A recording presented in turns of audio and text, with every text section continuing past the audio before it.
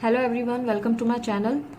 This is Priya Bhargav. Today we are going to do Unit 1 Introduction to Behavior Modification and Cognitive Approach in Counseling.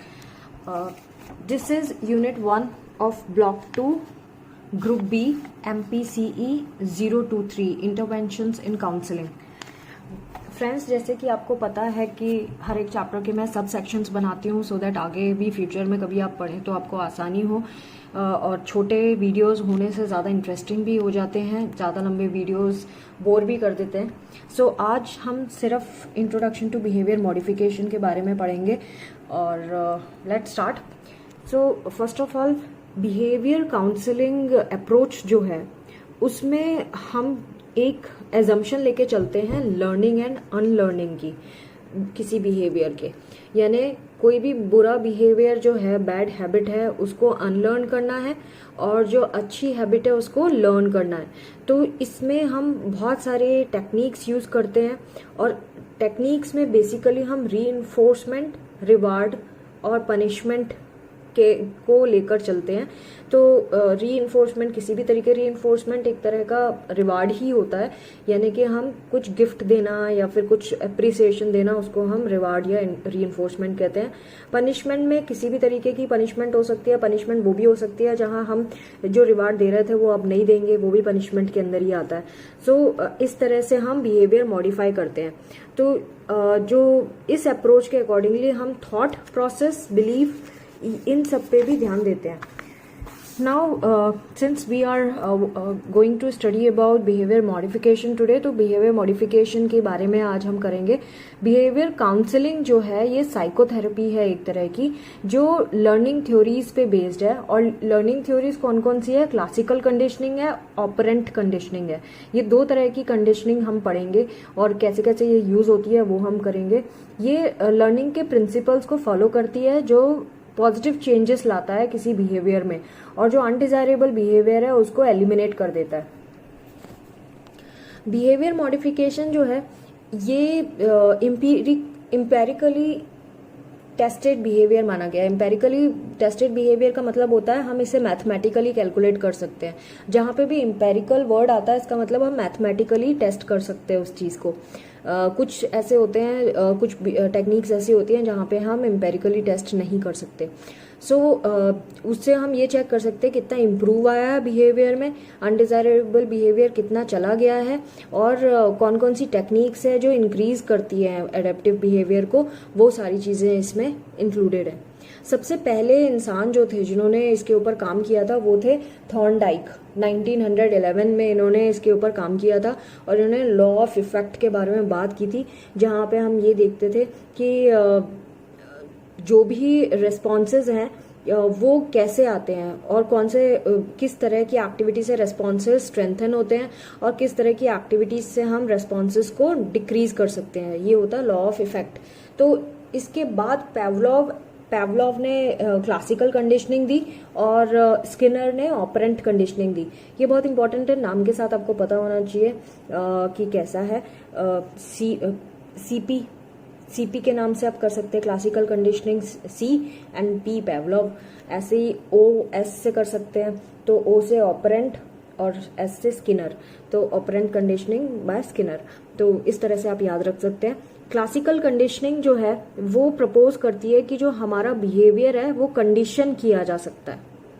सो इसका जो stimulus है और जो उसका response है, उन दोनों को अगर हम एसोसिएट कर दें तो ये क्लासिकल कंडीशनिंग की बात आ जाती है. तो अगर हम रिवार्ड्स के साथ एसोसिएट करते हैं किसी बिहेवियर को तो वो स्ट्रेंथन हो जाता है, ज्यादा मजबूत हो जाता है वो बिहेवियर. और अगर हम पनिशमेंट के साथ उसको करते हैं तो वो वीक हो जाता है. ऑपरेंट कंडीशनिंग बेस्ड होती है लॉ ऑफ इफेक्ट पे, कि जिसमें इसमें जो बिहेवियर है उसके बाद उसके कंसीक्वेंसेस देखे जाते हैं कि कौन से बिहेवियर करने से क्या कंसीक्वेंसेस होते हैं, उसका क्या रिजल्ट आता है. और अगर वो सेटिस्फाइंग है तो वो रिपीट की जाएगी, वो एक्टिविटी बार बार रिपीट होगी. और अगर उस बिहेवियर से अनप्लीजेंट कंसीक्वेंसेस होते हैं तो वो एक्टिविटी ऑटोमेटिकली कम हो जाती है. जैसे कि इन्होंने एक एग्जाम्पल बताया है, कोई बच्चा है जो बहुत टेंट्रम्स फेंकता है, तो पेरेंट्स क्या करेंगे? पेरेंट्स से डिमांड डिमांड करता है। अब अगर वो टेंट्रम शो करता है और पेरेंट्स उसकी डिमांड को पूरी कर देते हैं तो वो लर्न कर लेता है कि अगर मैं टेंट्रम शो करूंगा तो मुझे ये मेरी डिमांड पूरी कर दी जाएगी, तो वो हमेशा यही काम करेगा। नाउ इन्होंने डेफिनेशन बताई है बिहेवियर की। बिहेवियर क्या होता है? बिहेवियर जो भी कोई इंसान जो भी करता है या कहता है वो उसका बिहेवियर माना जाता है। बिहेवियर मॉडिफायर्स जो होते हैं ये एक किसी प्रिसाइज बिहेवियर के बारे में बात करते हैं और हेल्प करते हैं कि हम फोकस करें बिहेवियर के एक पर्टिकुलर एस्पेक्ट पे जिसको हमें चेंज करना है। तो बिहेवियर मॉडिफायर्स उस बिहेवियर के एस्पेक्ट को देखता है जो हम चेंज करना चाहते हैं। तो बिहेवियर को चेंज करने के लिए अब हमें ये चेक करना होता है कि बिहेवियर डेफिसिट है या बिहेवियर एक्सेसेस में है।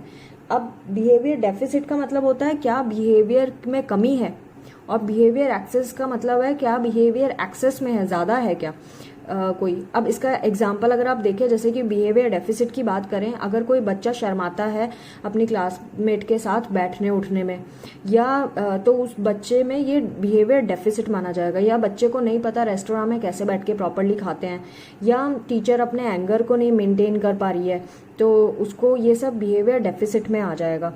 और कोई भी किसी तरह से कैसे कंडक्ट प्रॉब्लम होती है, वो सब बिहेवियर डेफिसिट है।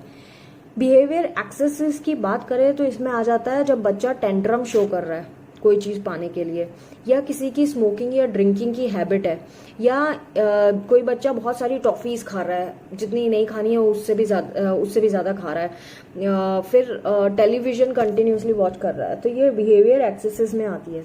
तो हम इन दोनों तरीके की चीजों को इस मॉडिफिकेशन से चेंज कर सकते हैं। तो बिहेवियर का जो डेविएशन होता है, चाहे वो कम की तरफ हो चाहे ज्यादा की तरफ हो, वो इसी कैटेगरी में आता है, बिहेवियर प्रॉब्लम्स में आता है। तो बिहेवियर मॉडिफिकेशंस जो होते हैं वो हेल्प करते हैं इन दोनों केसेस को हैंडल करने में। Now coming to meaning of behaviour modification, ये देखिए इसमें रेड मार्क है, यानी प्रीवियस एग्जाम में आ चुका है और आगे के एग्जाम्स में भी आएगा। इससे पहले कि मैं आगे बताऊं, मैं जरूर रिक्वेस्ट करना चाहूंगी कि आप मेरे चैनल को सब्सक्राइब करिए, इन वीडियोस को शेयर करिए, so that rest of the students also get help out of it, सबको हेल्प मिल सके इससे। और लाइक करना मत भूलिए, चैनल पे कमेंट भी करते जाइए तो मुझे अच्छा लगेगा। Now meaning of behaviour modification क्या होता है? बिहेवियर मॉडिफिकेशन डिस्क्राइब करता है वो साइकोथेरेपी की अप्रोचेस जो लर्निंग थ्योरी पे बेस्ड है, और उसका एम होता है क्लाइंट की प्रॉब्लम्स को डिफरेंट टेक्निक्स को यूज करते हुए या तो एलिमिनेट करना या डिजायर्ड बिहेवियर में चेंज कर देना। तो बिहेवियर मॉडिफिकेशन अप्रोच जो होती है ये इन्वॉल्व करती है डेवलपमेंट और डिजायरेबल बिहेवियर का एनकरेजमेंट और रिमूवल या रिडक्शन किसका, अनडिजायरेबल बिहेवियर का। तो हम इसमें ये सारी चीजें देखते हैं। अब हम इनको करते कैसे हैं? हम इनको करते हैं रीइंफोर्समेंट से या फिर पनिशमेंट से के प्रिंसिपल से। इसमें और भी इन्होंने बताया, इन्होंने बच्चे के बारे में बताया है, जैसे कि कोई हमें जो चीज़ें नहीं चाहिए, बिहेवियर जो बच्चे ने सीखा है उसको लर्न किया है, उसको अनलर्न कैसे कराना है। अगर गलत हैबिट भी सीखी है तो वो सीखी है ना, तो हमें उसे अनलर्न कराना होगा। अगर उसने नेगेटिव बिहेवियर सीखा है तो उसको अनलर्न करा के उसको डिजायरेबल बिहेवियर में चेंज कराना होगा। और हमें कुछ स्टिमुलस का काम देना, किसी स्टिमुलस जिसका हम रेस्पॉन्स देखना चाहते हैं उसको हमें चेंज करना होगा रिवार्ड या पनिशमेंट के थ्रू, जैसे मैंने बताया। फिर इन्होंने यहाँ पे एक बच्चे का एग्जांपल दिया है कि राजन है जो 5 years ओल्ड बॉय है, उसको वो किस तरह से लाइन में खड़ा होकर सबको धक्का मारता है, तो उसको आप कैसे now coming to principles of behaviour modification. Principles of behaviour modification ये कहता है कि वो प्रैक्टिस जो हम यूज करते हैं किसी इंडिविजुअल में नए और डिजायरेबल बिहेवियर लाने की, अनडिजायरेबल बिहेवियर को एलिमिनेट करने की, और उनको हम करते हैं रीइंफोर्समेंट या पनिशमेंट की हेल्प से। ये मेन प्रिंसिपल है जो हम यूज करते हैं। रीइंफोर्समेंट जो है वो स्ट्रेंथन करता है बिहेवियर को, और जो पनिशमेंट है वो वीक कर देती है किसी बिहेवियर को। तो ये जो रीइंफोर्समेंट और पनिशमेंट है दोनों ही पॉजिटिव और नेगेटिव हो सकते हैं, ये बहुत इंपॉर्टेंट है, यहाँ से आपको थोड़ा कॉन्शियस रहना होगा। जो पॉजिटिव रीइंफोर्समेंट है ये कहता है कि जो डिजायरेबल बिहेवियर है उसको हम रिवार्ड करते हैं प्लीसेंट स्टिमुलस से, मतलब हम उसको कुछ अच्छा गिफ्ट दे देंगे, अप्रिशिएट कर देंगे। तो डिजायरेबल बिहेवियर को हमने क्या कर दिया, प्लीसेंट स्टिमुलस दे दिया। ये तो हो गया पॉजिटिव रीइंफोर्समेंट। नेगेटिव रीइंफोर्समेंट ये कहता है कि इसमें हम जो डिजायरेबल बिहेवियर है उसको हम रिवार्ड करेंगे बाय रिमूविंग नेगेटिव स्टिमुलस, मतलब जो पनिशमेंट हम देते थे जब वो गंदा बिहेव करता था, अब जब उसने अच्छा बिहेव किया तो अब हम पनिशमेंट नहीं देंगे, दैट इज ऑल। कोई गिफ्ट नहीं दे रहा है लेकिन हम पनिशमेंट भी नहीं देंगे, तो वो नेगेटिव रीइंफोर्समेंट हो गया। पॉजिटिव पनिशमेंट की बात करें तो पॉजिटिव पनिशमेंट का मतलब होता है कि जो अनडिजायरेबल बिहेवियर है उसमें नेगेटिव स्टिमुलस देना। तो जब बच्चे ने कोई गंदा ऐसा बिहेव किया है जो हमें नहीं चाहिए है तो हम उसमें नेगेटिव स्टिमुलस डालेंगे, मतलब उसको पनिश कर देंगे, उसको डांट लगा देंगे, पिटाई कर देंगे, लाइक दैट। नेगेटिव पनिशमेंट का क्या मतलब है, जो अनडिजायरेबल बिहेवियर है उसमें हम प्लीसेंट स्टिमुलस हटा देंगे। जो हम उसको गिफ्ट दिया करते थे, अब उसने बदतमीजी करी तो हम उसको वो गिफ्ट नहीं देंगे, इस तरह से इन्होंने बताया। फिर इन्होंने रैट का एग्जाम्पल बताया कि रैट एक लिवर प्रेस करता था, ये हमने पढ़ा है फर्स्ट ईयर में। तो उसमें वो पुश करता था लिवर, और जब तक लिवर पुश करने में उसको कुछ मिलता था, और जब एक बारी फिर से किया और उसको नहीं मिला तो वो समझ गया कि ऐसे नहीं मिलेगा करके। मैं फर्स्ट ईयर के वीडियो में डालूंगी तो आप वहां से देख लेना, मैं उसका लिंक यहाँ डाल दूंगी इसके डिस्क्रिप्शन सेक्शन में। नाउ इन्होंने पॉजिटिव ये इसके, क्योंकि मैं एग्जांपल दे चुकी हूँ तो मैं यहाँ पे एग्जांपल कवर नहीं कर रही, आप अपने मन से कोई भी एग्जांपल बना सकते हैं, बस आपको इसका मीनिंग समझ में आना चाहिए। I do not want to waste much of your time, so मैं थोड़ा आगे बढ़ना चाहूँगी। इन्होंने और भी टेक्निक प्रिंसिपल्स बताए हैं, जैसे अभी मैंने यहाँ पे बताया था पॉजिटिव इन्फोर्समेंट, नेगेटिव इन्फोर्समेंट। दूसरा प्रिंसिपल हो गया positive punishment, negative punishment, and third principal हो गया प्रिंसिपल ऑफ ऑपरेंट कंडीशनिंग।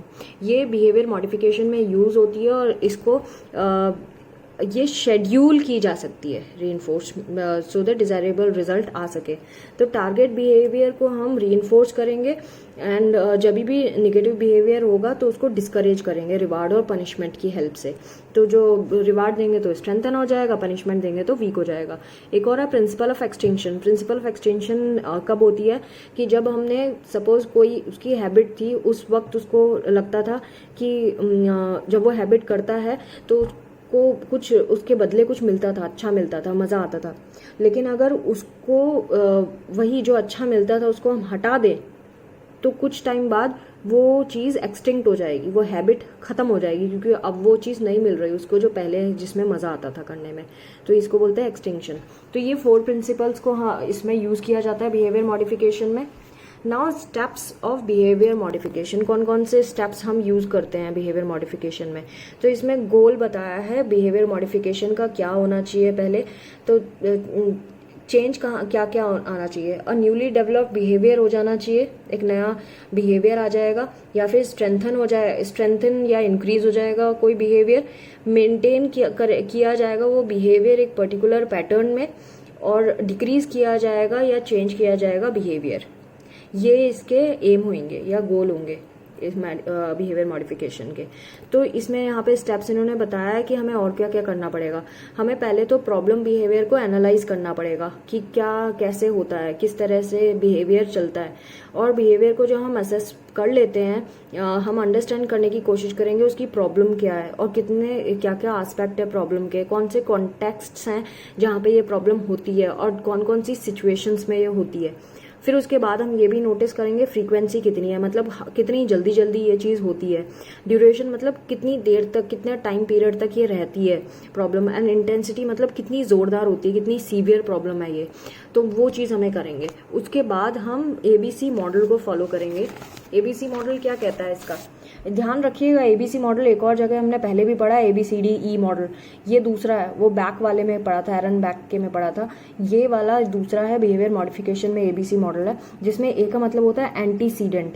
ये डिस्क्राइब करता है कि ऐसा क्या होता है कि बिहेवियर हो जाता है। फिर B होता है बिहेवियर, कि बिहेवियर हो रहा है। देन C होता है कंसिक्वेंसेस, अगर बिहेवियर हुआ तो उसके कंसिक्वेंसेस क्या हुआ, बिहेवियर के बाद क्या हुआ। ये जो इसके नीचे पैराग्राफ है उसमें भी उन्होंने वही सेम चीज़ बताई है कि एंटीसीडेंट होता है, कौन सी ऐसी सर्कमस्टांसेस है, क्या चीज़ ऐसी हुई थी कि ऐसा बिहेवियर होने की सिचुएशन पैदा हो जाती है। फिर बिहेवियर का मतलब बिहेवियर हो रहा है उस time, demonstration of the behaviour. Consequence का मतलब होता है जो बिहेवियर हो गया तो उसके बाद उसका आउटपुट क्या निकला, पेरेंट्स से पिटाई पड़ी या डांट पड़ी या कुछ सामान तोड़ दिया गया, क्या हुआ बिहेवियर के बाद, वो सारी चीजें। तो एबीसी मॉडल में यही है। इस वाले पैराग्राफ में भी इन्होंने वही दिया है। अगर आप और डिटेल में करना चाहते हैं तो इसमें पढ़ सकते हैं, इन्होंने क्वेश्चन वे में समझाया हुआ है। तो मैं इसमें अगेन टाइम नहीं वेस्ट करना चाहती, आगे बढ़ूंगी मैं।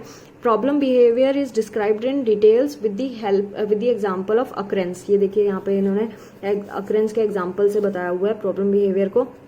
All antecedent factors are to be elaborated. जब हम ये जानना चाहते हैं, असेस करते हैं बिहेवियर प्रॉब्लम को, यहाँ पे देखिए following steps can be delineated in the behavioural assessment process. जब आप बिहेवियर को असेस कर रहे हैं, आप जानना चाह रहे हैं कि कौन सा बिहेवियर है जो ट्रबल कर रहा है, तो उसमें आप ये वाले स्टेप्स को फॉलो करेंगे। पहला है जितने भी एंटीसीडेंट फैक्टर्स हैं उनको एलैबोरेट करेंगे, यानी कब होता है, कौन सी ऐसी सिचुएशंस है जब होता है, और वो सिचुएशन में सब कुछ डिटेल में लिखेंगे कि कैसे कैसे क्या क्या हुआ, सो दैट उसने बिहेवियर शो किया। देन कंसिक्वेंसेस क्या क्या हुए हैं वो भी हम लिखेंगे। फिर हम गोल स्पेसिफाई करेंगे कि अब हमारा गोल क्या है, जब हमें पता है कि प्रॉब्लम कब आती है और उसका कंसिक्वेंस क्या होता है। उसके बाद हमारा गोल सेट होता है। फिर हम टारगेट रेस्पॉन्स को स्टेट करते हैं कि क्या हमें कैसे करना है, कौन सी सिचुएशंस में करना है। फिर intervention, particular intervention to be used is finalised and implemented. जब हमने देख लिया कि हाँ ये वाला स्टेप हमने डिसाइड कर लिया कि अब जब कोई ऐसी सर्कमस्टेंसेज आएगी तो अब हमें ऐसे एक्ट करवाना है या हमें ऐसा एक्ट करना है, तो हम उसको सिखा देंगे अपने क्लाइंट को कि तुम्हें अब से ऐसा सोचना है और ऐसा एक्ट करना है, और उसको फिर इम्प्लीमेंट करेंगे, मतलब एक्शन में लाएंगे। फिर फॉलो अप लेंगे और इवेल्युएशन भी करेंगे कि क्या उसको जो हमने सिखाया था मॉडिफिकेशन, क्या उसने वो फॉलो किया, और फॉलो किया तो उसका क्या रिजल्ट आया। अगर वो कहता है कि हाँ मुझे बहुत फ़ायदा हुआ है इससे, तो ठीक है। अगर नहीं हुआ है तो फिर से हमें फर्स्ट स्टेप से जाना होगा, यहाँ से फर्स्ट स्टेप से फिर से चेक करना होगा कि कहाँ गलती हो गई और क्या अडॉप्ट करना है। तो this is the process how we have to do behaviour modification. फिर यहाँ पे से आगे हम बढ़ेंगे techniques is very important, exam point of view से बहुत ज़्यादा इंपॉर्टेंट है। ये आपको बहुत अच्छे से करना है। इसमें बहुत सारी टेक्निक्स दी हुई हैं, जैसे कि सिस्टमैटिक डिसेंसिटाइजेशन दिया है, एवर्सिव कंडीशनिंग दी है, टोकन इकोनॉमी दी है, एक्सटेंशन एंड बायो फीडबैक दिया है। मैं जल्दी जल्दी इसको कवर करूँगी क्योंकि सिस्टमैटिक डिसेंसिटाइजेशन मैंने पहले भी कवर किया है, तो आपको ये जल्दी से रिकॉल हो जाएगा। जैसे कि हम क्या करते हैं इसमें सिस्टमैटिक डिसेंसिटाइजेशन में, ऐसी कोई सर्कमस्टेंसेज होती हैं जो हमें एंग्जाइटी प्रोवाइड करती हैं, एंग्जाइटी हमारे अंदर क्रिएट कर देती है, हम किसी सिचुएशन में एंग्शियस हो जाते हैं। तो उस सिचुएशन में एंग्शियस ना होके अगर हम उसको रिलैक्सेशन से रिप्लेस कर दें उस सिचुएशन को, तो वो प्रॉब्लम ऑटोमेटिकली सॉल्व हो जाती है। तो इसको काउंटर कंडीशनिंग भी कहते हैं, यानी जो किसी सिचुएशन में हमारा अनडिजायरेबल बिहेवियर होता है उसको हम डिजायरेबल बिहेवियर से चेंज कर देते हैं। सपोज आपको स्टेज में जाने से डर लगता है, तो आपके अंदर एंग्जाइटी आ जाती है, और अगर आप उसको ये करेंगे, रिलैक्सेशन करना शुरू कर देंगे उस सिचुएशन में, तो automatically you will feel relaxed. So systematic desensitisation में कुछ स्टेप्स हैं, जैसे कि नंबर 1 स्टेप है कि आप हायरार्की बनाएंगे, एक एंग्जाइटी हायरार्की बनाएंगे, यानी कि जो भी सिचुएशंस ऐसी हैं जिसमें आपको एंग्जाइटी होती है, आप उसको लिस्ट डाउन करेंगे, और सबसे कम एंग्जाइटी वाली को सबसे पहले और सबसे हाईएस्ट एंग्जाइटी वाले को उसके बाद, और ऐसे करके 5 to 10 लिस्ट में बना देंगे। उसको बोलते हैं subjective unit of distress, SUD। ये एग्जाम में आ सकता है, बहुत इंपॉर्टेंट है। SUD पूछा जा सकता है कि व्हाट इज SUD, तो ये यहाँ फर्स्ट लाइन से लेके यहाँ तक का है। इसमें यही बताया है कि हम एक लिस्ट बनाते हैं जिसमें फियर इवोकिंग या एंग्जाइटी इवोकिंग सिचुएशन को हम लिस्ट डाउन कर देते हैं, और फिर 1 से लेकर 10 तक नाम दे देते हैं। जब हमने इसको लिस्ट डाउन कर दिया, इन्होंने एक एग्जाम्पल भी दिया, आप चाहे तो ये बुक से पढ़ सकते हैं, ऑनलाइन आपको ज्ञान कोश में मिल जाएगा ये पूरा का पूरा चीज़। तो जब आपने लिस्ट डाउन कर दिया, सेकंड होता है training in relaxation. Second systematic desensitisation का ये सेकंड स्टेप है, जहां हम रिलैक्सेशन सिखाते हैं जैकॉब्सन्स प्रोग्रेसिव मस्कुलर रिलैक्सेशन से। इसको हम ये शवासन या फिर प्राणायाम से भी ये चीज़ कर सकते हैं। जिसमें हम पेशेंट को ये बोलते हैं जैकबसन रिलैक्सेशन टेक्निक में कि आप पहले लेट जाइए या बैठ जाइए। लेटना इज़ मोर प्रेफरेबल। लेट के आप अपने एक्सट्रीमिटी से शुरू कीजिए, मतलब पैर के टिप से या फिर हेड से शुरू करें। एक एक पोर्शन को आप टेंशन में लाएं एंड देन रिलैक्स कर दें। टेंस करें मतलब जकड़े अपने शरीर के उस पोर्शन को एंड देन उसको रिलैक्स कर दें, लूज छोड़ दें। तो ऐसे हर एक पोर्शन को आप करते जाइए धीरे धीरे ऊपर से लेके नीचे तक। तो थोड़ी देर बाद आप रिलैक्स्ड फील करेंगे। जब आपने ये रिलैक्सेशन टेक्निक सीख ली तो थर्ड स्टेप है कि उसको अप्लाई करना एंजाइटी प्रोवोकिंग सिचुएशन में। तो हम क्या करेंगे, पहले तो इंसान रिलैक्स्ड फील कर लेगा इस तरह से। जब वो रिलैक्स होगा तब वो लिस्ट की सबसे पहला आइटम जिसमें सबसे कम एंजाइटी होती है उसको उठाएगा, उसके बारे में 20 से लेके 30 सेकंड तक सोचेगा। जब उसको उसमें एंजाइटी नहीं होती और फिर वो सोचने के बाद उसको रिलैक्स करेगा। जब उसको एंजाइटी नहीं होती है तो नेक्स्ट लिस्ट के नेक्स्ट आइटम की तरफ जाएगा, उसके बारे में भी ऐसे ही सोचेगा और 20 से 30 सेकंड तक। अगर उसको एंजाइटी नहीं होती तो फिर फर्दर मूव करेगा और जैसे ही उस सिचुएशन में एंजाइटी होती है तो उसको रिलैक्सेशन फिर से करना शुरू करना होगा ये पूरी बॉडी का। इस तरह से जब वो करेगा तो सिस्टमैटिक डिसेंसिटाइजेशन टेक्निक फुलफिल हो जाएगी और उसकी वो जो प्रॉब्लम इवोकिंग सिचुएशन है वो भी ठीक हो जाएगी। एवर्सिव कंडीशनिंग के बारे में बात करें, अगेन देखिए इसमें रेड मार्क है, इंडिविजुअली भी रेड मार्क दिया हुआ है, यानी ये इंडिविजुअल भी आते हैं। आपको बहुत अच्छे से ये सेक्शन तैयार करना है। एवर्सिव कंडीशनिंग का मतलब है जो ऐसा स्टिमुलस है जो आपको बहुत ही अच्छा फील कराता था लेकिन वो एक गलत हैबिट है, तो हम उसका कंसिक्वेंस में ये करेंगे कि एक निगेटिव फीलिंग डाल देंगे। जैसे कि सपोज किसी को अल्कोहलिज्म की प्रॉब्लम है, उसको अल्कोहल ड्रिंक करने के बाद उसको पता है कि मैं जब ये ड्रिंक कर लेता तो मुझे बड़ी सूदिंग सी फीलिंग आती है, बड़ा मज़ा आता है। तो अब हम क्या करेंगे, उसको कुछ ऐसी टैबलेट या मेडिसिन दे देंगे ड्रिंक करने से पहले कि जब वो ड्रिंक करेगा तो उसको नौशिया सा फील होने लगेगा ड्रिंक करने के बाद। अब वो बड़ा मज़ा सा आता था अब उसको वो मज़ा नहीं आएगा। तो वो धीरे धीरे उसको वो जो स्टिमुलस था अल्कोहल को वो रिलेट करने लगेगा नॉशिया से एज कम्पेयर टू पहले जो अल्कोहल को मज़ा के लिए रिलेट करता था। तो धीरे धीरे उसकी हैबिट कम हो जाएगी और वो छूट जाएगी, क्योंकि alcoholism is something which is unwanted, जो हम नहीं चाहते क्योंकि उसकी हेल्थ पे बुरा असर पड़ेगा। तो दिस इज एवर्सिव कंडीशनिंग। कोई चीज़ नहीं चाहिए तो उसको छुड़ाने का एक तरीका। Now coming to token economy, again it is important, इस पर रेड मार्क है। टोकन इकोनॉमी में कहा जा रहा है कि हम ये बच्चों पे अप्लाई होती है ज़्यादातर, और ये सिस्टमैटिक पॉजिटिव रीइंफोर्समेंट का एक एग्जांपल है। एवर्सिव कंडीशनिंग जो था वो क्लासिकल कंडीशनिंग का एग्जांपल था। तो इसमें टोकन इकोनॉमी में बच्चों के साथ किया जाता है ज़्यादातर, या जेल के कैदियों के साथ भी किया जाता है। जब उनकी जो पॉजिटिव एक्टिविटी है उसको हम रीइंफोर्स करते हैं कुछ टोकन देके, और जब वो कुछ क्वांटिटी के टोकन इकट्ठे कर लेता है तो उन टोकन्स के बदले हम उसको कुछ अपनी मर्जी की चीज़ लेने के लिए दे देते हैं। तो और अगर वो ढंग से काम नहीं करता तो उसका टोकन वापस ले लिया जाएगा। तो टोकन इकोनॉमी में यही टेक्निक है। ये बच्चों के साथ भी किया जा सकता है अगर हम पोकर चिप या स्टिकर के साथ करें, कि उसको स्टिकर देते जाएंगे बच्चे को, और अगर उसने अनडिजायरेबल बिहेवियर शो किया तो हम उससे वो स्टिकर वापस ले लेंगे। जब वो कुछ क्वांटिटी के स्टिकर कलेक्ट कर लेगा तो हम उसको एक उसके मन की कैंडी या चॉकलेट या आइसक्रीम कुछ दे देंगे और वो टोकन्स वापस ले लेंगे। तो इससे बच्चा अच्छा बिहेवियर सीख लेगा और उसके बाद धीरे धीरे हम टोकन देना बंद कर देंगे जब उसकी हैबिट हो जाएगी अच्छे बिहेवियर की। एक्सटिंक्शन वही है, अनडिजायरेबल बिहेवियर को ख़त्म कर देना।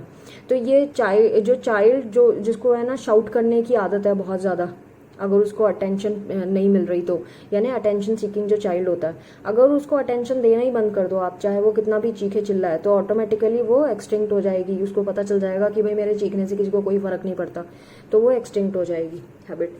बायोफीडबैक होता है कि जब आपका इमोशनल प्रॉब्लम को हम फिजिकल सिम्टम्स के साथ रिलेट करते हैं। जैसे कि किसी को गुस्सा आता है तो उसकी हार्ट बीट भी तेज़ हो जाती है, कईयों को पसीना आने लगता है, कईयों को कुछ और बहुत ज़्यादा एंगर होता है तो सामान भी फेंकने लगते हैं। तो अगर हमें इसको सिचुएशन से पहले ही पता चल जाए, ऐसा एंग्जाइटी की जो सिचुएशन के बाद जो फिजियोलॉजिकल चेंजेस आते हैं बॉडी के, वो अगर हमें पहले ही पता चल जाए तो हम कंट्रोल कर सकते हैं इस चीज़ को। तो ये उनके लिए है जो वाकई कंट्रोल करना चाहते हैं अपनी सिचुएशन को। तो एक मैकेनिकल डिवाइस बांध दिया जाएगा हाथ में, और जैसे ही उसको वो सिचुएशन में होगा वो, तो उसको आवाज़, उसको ये सारी चीज़ें ना मशीन इंडिकेट करेगी साउंड के थ्रू कि उसकी हार्ट रेट बढ़ रहा है, उसको और ब्रीदिंग रेट बढ़ रहा है, या इसे ब्लड प्रेशर चेंज हो रहा है, तो इससे वो इंसान आइडेंटिफाई कर लेगा कि इस सिचुएशन में मुझे एंग्जाइटी होती है, और वो अपने आप ही अपनी सिचुएशन को कंट्रोल कर सकता है। सो ये इन्होंने बायो फीडबैक का बताया है कि हमारे वो मशीन फीडबैक देगी हमारे चेंजेस का। This was also important. Now coming to potentials and limitations of the behavior modification. Behavior modification की potentials मतलब कहाँ कितना यूजफुल है, बहुत यूजफुल है। हम एनिमल्स पे अप्लाई कर सकते हैं, हम एडल्ट्स पे अप्लाई कर सकते हैं, चिल्ड्रंस पे अप्लाई कर सकते हैं उनके बिहेवियर चेंज के लिए। देन बिहेवियर मॉडिफिकेशन और ऑल्सो ये सब्सटेंस अब्यूज वाले लोगों को यूज हो सकता है, जिनको फोबिया उन पे यूज हो सकता है, बिहेवियर प्रॉब्लम्स है उन पे यूज हो सकता है। तो बहुत सारी पोटेंशियल है इसमें। पोटेंशियल मतलब कहाँ कहाँ यूज हो सकता है, कितना पॉजिटिव, कितने तरीके से, कहाँ किस किस फील्ड में यूज हो सकता है, उसको बोलते हैं पोटेंशियल्स। लिमिटेशंस मतलब कमी कहाँ है, कमी कुछ नहीं है इसकी, अगर ढंग से अप्लाई किया जाए तो बहुत अच्छा मेथड है ये, इससे बेहतर कोई और मेथड हो नहीं सकता।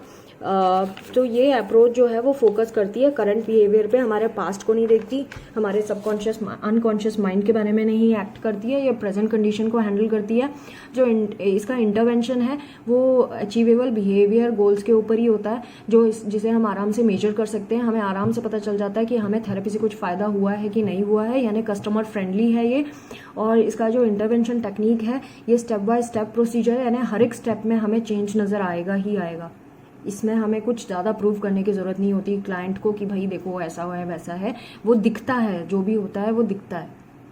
So this is how this behaviour modification technique is, which is very useful in schools, colleges and in criminals also. So I hope friends this topic would be useful to you. Do not forget to subscribe, press the notification bell for the updates, and do like my videos. Thank you for watching. Take care. Bye bye.